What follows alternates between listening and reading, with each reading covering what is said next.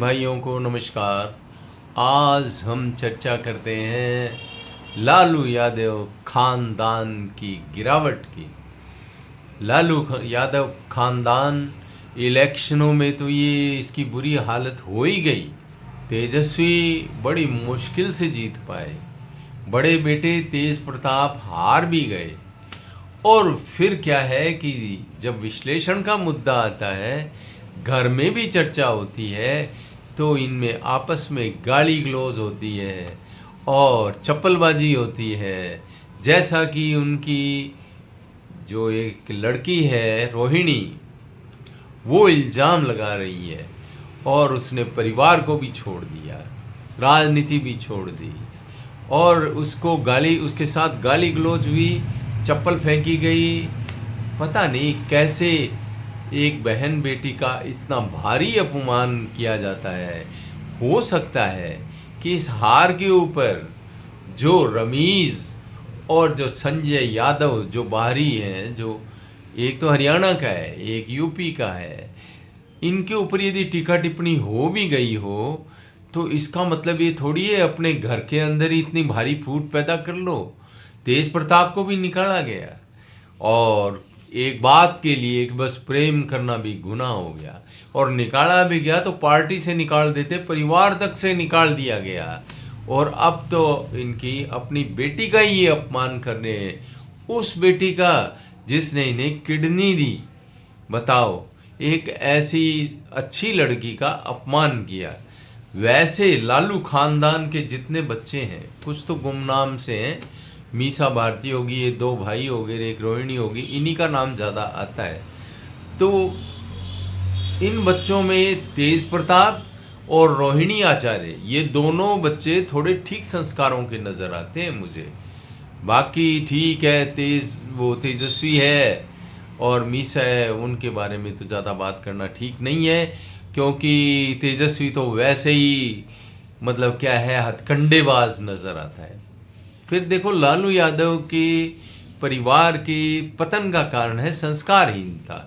संस्कारहीनता क्या, अत्यधिक लोभ और अत्यधिक स्तरहीनता, जोड़ तोड़, MY फैक्टर, क्या मुस्लिम यादव फैक्टर। तो तुमने सर गिन लिए, भैया हमारे इतने सर हैं, इनके इतने सर हैं, सर से सर जोड़ लो, सरकार बन जाएगी, हमेशा सरकार रहेगी। ये कितनी शॉर्ट साइटेडनेस है। तो फिर क्या है कि नीतीश जी ने उसी मापदंड पे नीतीश जी अलग हुए और अब वो लगातार सत्ता में हैं।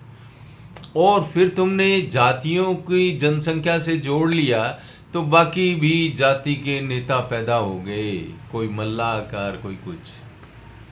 तो अब एक बात बताइए कि जब तुम जातियों का भी बुरा बाल साफ करो, इस तरह की बातें करोगे, जातीय द्वेष पैदा करोगे, तो केवल MY फैक्टर से तो तुम्हारी सरकार बनेगी नहीं। तुम्हें अन्य लोगों का भी सहयोग चाहिएगा, क्योंकि वैसे ही आपने MY फैक्टर की 31%, 30% पॉपुलेशन मान लो, 100% कभी किसी को वोट मिलते नहीं है। ये भी एक नियम की बात है, कुछ न कुछ वोट इधर उधर चिटकते हैं। तो फिर क्या होगा कि तुम्हारी अकेले इस MY से तो सरकार नहीं बन सकती, जब तक अन्य जातियां, अन्य समुदाय तुम्हारे साथ नहीं आते।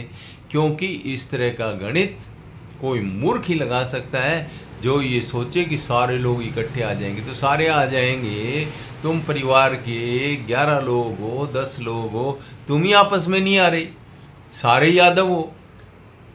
लालू यादव का परिवार तो सारा ही यादव है ना, वो आपस में इकट्ठे क्यों नहीं हो रहे? क्योंकि मुंडे मुंडे मतिर भिन्ना, अलग अलग खोपड़ियों में अलग अलग मति रहती है।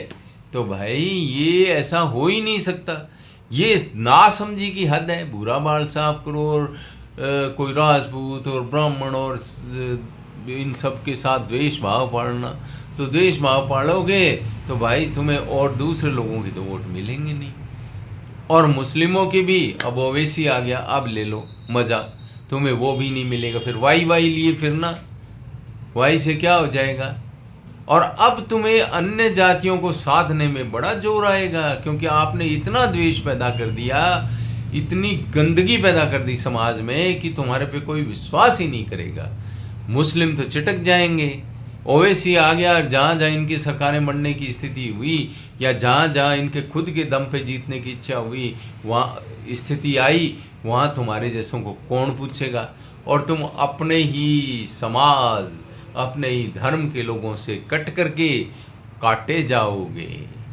तुम्हें बहुत बड़ी गलतफहमी है ये, और ये बहुत बड़ी नासमझी है। यदि मिलजुल के चलो ठीक है, अन्य जातियों को भी साथ लो, द्वेष भाव ना फैलाओ, विकास की राजनीति करो, इंफ्रास्ट्रक्चर की राजनीति करो। एक ये राहुल पैदा हो गए हैं जो नेगेटिव बातें करते रहते हैं। कमाल ही हो गई है, ये पता नहीं कैसा समय आ गया है जहाँ विपक्ष इतना स्तरहीन है। अब उस स्तरहीनता को तो खुद ही भुगतना पड़ेगा। तो भाइयों, आप लोगों ने सुना, आपको पसंद आए तो लाइक शेयर एंड सब्सक्राइब कर देना, और कोई कमेंट हो तो बता देना।